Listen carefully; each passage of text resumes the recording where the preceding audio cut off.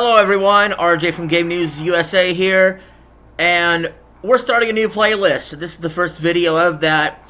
We're doing movie reviews, like we do game reviews, where we go over what the Metacritic says. Fair warning, Metacritic ratings on movies are typically lower than games. The critics are much harsher in the movie industry, and I just want to say, hey, we're not going to be doing this all the time. But there are a few select movies every year that I'm going to enjoy and want to talk about or describe and at least go over the reviews with you guys. So hopefully you enjoy the new playlist, and if you do, please hit the subscribe button. Thank you very much for that. So let's get right into this. I am not the biggest fan of the Quiet Place franchise. The first movie, I kind of didn't like it very much. I didn't really watch the second one. Now, this prequel, it kind of caught my interest. I wanted to see what it was like from the beginning.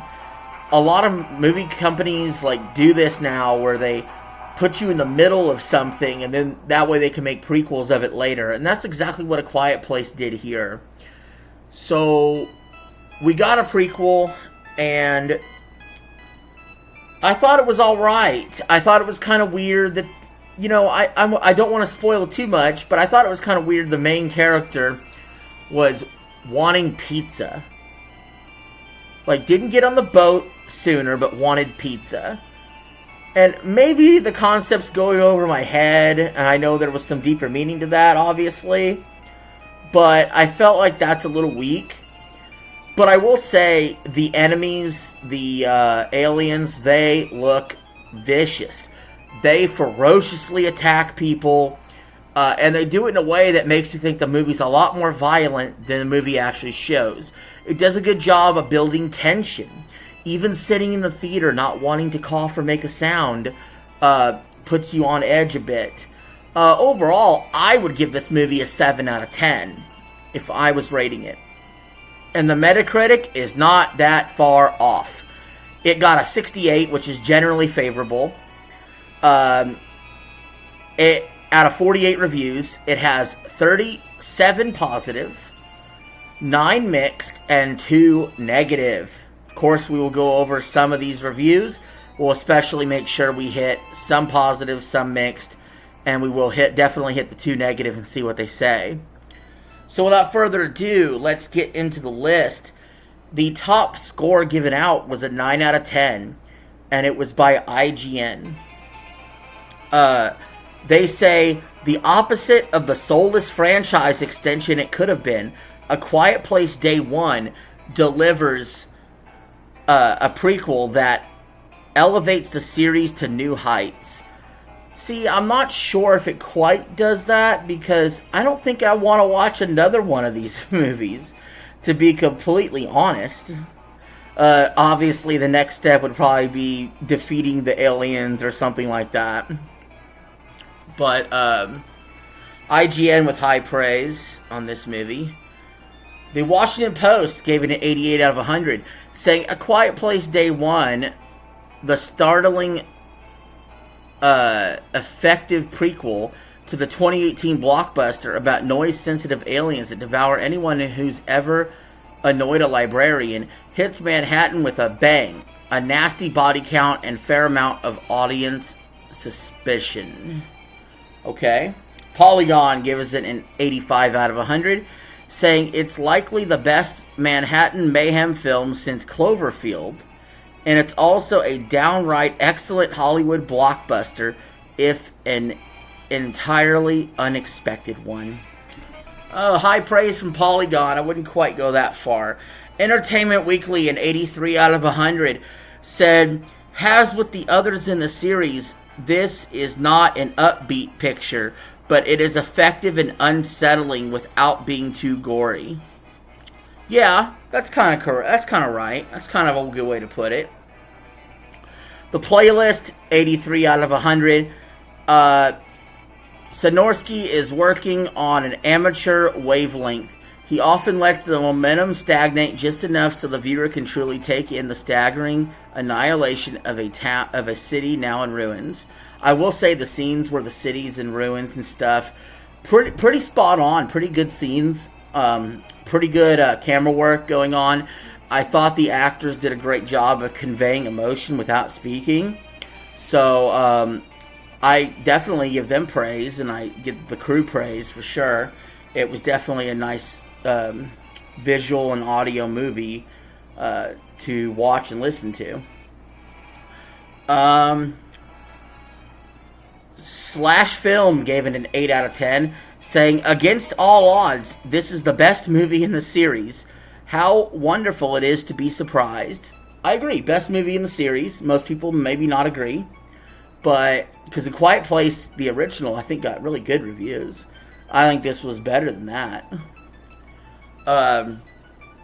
Total Film, 8 out of 10, says, while it shares plenty of DNA with the first two films, it has its own distinct character.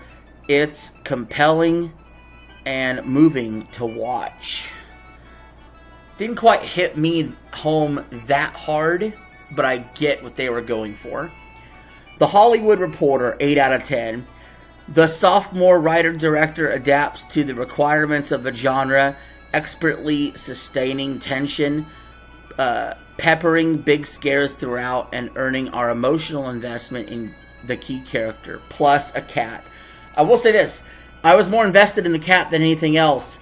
I really didn't want to see the cat die, because honestly, if the cat died, I would be ranting right now. So, good job making us a little nervous about the cat, but making sure the cat lived. Oh, sorry if I just spoiled the movie. Whoopsie. Spoiled the movie about the cat. I spoiled the cat part. Sorry. The Telegraph, 8 out of 10. Has before the act of watching with an audience is part of the fun, with each pin drop silent sequence playing as a challenge to viewers to maintain their collective hush at all cost. This is the pleasant surprise of the summer so far. See it, don't bring crisps. Yeah, it's like I was saying, you almost want to be quiet in the theater even more than normal. Kind of an odd thing.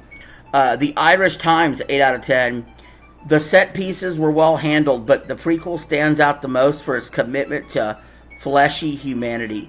Yeah, they did a good job of really expressing the human characters in this a lot more, I think, than the previous films. IndieWire, 75 out of 100, saying, the filmmaker manages to bring much of the sensibility and overall texture to the series. Part of that is due to the nature of the prequel itself. Go back to where it all began. Part of that is due to the relative freedom to build the new characters and stories. Yeah, because they're going to a prequel, they could just build whatever characters they like in this situation. So, that was well handled. The Daily Beast, 75 out of 100. Courtesy of an intense lead performance, it packs a moderate, silent, but deadly punch. Yeah, I thought the lead performance was better than I expected. I will say that. Slant Magazine, 75 out of 100. Like most of the series' best action, the big bombastic noise is often a distraction from something far more intimate, and in Day One's case, something far more existentially beautiful. A lot of word salad in that review from Slant Magazine. We tone it down a bit and just tell us what you thought of the movie. The Chicago Sun-Times with a 75 out of 100. Even if you've never seen the first two, A Quiet Place films, we highly recommend that you do watch Day One. Writer-director Michael Smocki, working from a story he conceived with John Krasinski, delivers a compelling and times surprisingly poetic melancholy. Okay, I'm done reading the Chicago Sun-Times. I thought Slant Magazine had word salad, but good God, that review was kind of hard to start reading. Sorry, guys. These word salad reviews, I'm not going to stick too long on those. Vanity Fair, 75 out of 100. How refreshingly nice it is to watch a summertime movie that lets us sit in our feelings and grim recollections this way. and figures that an adventure in its own right. Vanity Fair. Have at it. Real Views gave it a 75, saying, this works effectively as a standalone film and part of a larger story and finds a way to extend the Quiet Place concept without feeling redundant. Good point by Real Views. This movie could have come out totally by itself without the previous Quiet Place movies, and it could have been a great one-off movie on its own. So definitely want to put that out there. Screen Daily gave it a 7 out of 10, which is what I would give it. They said, Day One never reaches the inspired heights of what came before. I disagree. I thought it was better than the other two movies. Looper, 7 out of 10. As a whole, Day One is different enough from its predecessors while meeting similarly high marks of filmmaking craft, resulting in a solid piece of popcorn filmmaking. I think it's about how I feel. The Wrap, a 7 out of 10. The best that can be said for Day One is that if it is your first Quiet Place, you'll probably get swept up in it and want to watch the other two. Maybe. Little White Lies, 7 out of 10. It's a film about the necessity of holding on to small precious things in the face of all-consuming fear, whether that's an authentic New York slice of your beloved, curiously bomb-proof cat. Yeah. Let's look at the Boston Globe with a 63 out of 100, saying the film includes the standard escalating horror set pieces. One occurs on fiery scaffolding, another inside a different flooded subway that grow repetitive in their oscillating bouts in tension and release. Okay, so I got a little irritated with the tension release. It's a very common thing that some reviewers are not liking in movies.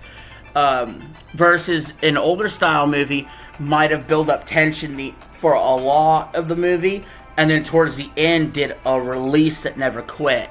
So that is a difference in styles there, for sure. Let's get to some mixed reviews.